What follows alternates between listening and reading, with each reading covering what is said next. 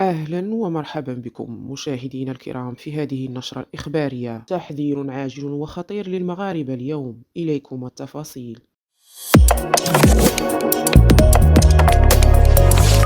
بدأت الوضعية الوبائية بالمملكة تتغير قليلا مع حلول فصل الشتاء، بالنظر إلى تزايد الحالات النشطة المرتبطة بالفيروس التاجي في الأيام الأخيرة، وهو ما دفع العديد من الأطر الصحية إلى مطالبة المواطنين بتوخي الحيطة في الفترة المقبلة من خلال تشديد الإجراءات الاحترازية لتفادي العدوى. ورغم ذلك ما زالت الوضعية الوبائية مستقرة إلى حدود الساعة بفعل قلة الوفيات الناجمة عن كوفيد-19، غير أن اللجنة العلمية والتقنية لاحتواء الجائحة تتوقع ظهور موجة وبائية جديدة في الأيام المقبلة. وكشفت وزارة الصحة والحماية الاجتماعية الخميس عن تسجيل 150 إصابة جديدة مؤكدة بفيروس كورونا خلال ال 24 ساعة الماضية، ليرتفع العدد الإجمالي للمصابين بالفيروس إلى 1,267,966 في المغرب. في هذا السياق قال البروفيسور مصطفى الناجي خبير في علم الفيروسات إن الموجة الوبائية الخامسة بدأت في أوائل الشهر الجاري، حيث يرتقب أن ترتفع حالات الإصابة خلال الأسابيع المقبلة، مؤكدا أن فصل الشتاء يشهد ارتفاعا في أعداد الإصابة بالفيروس التاجي ككل سنة.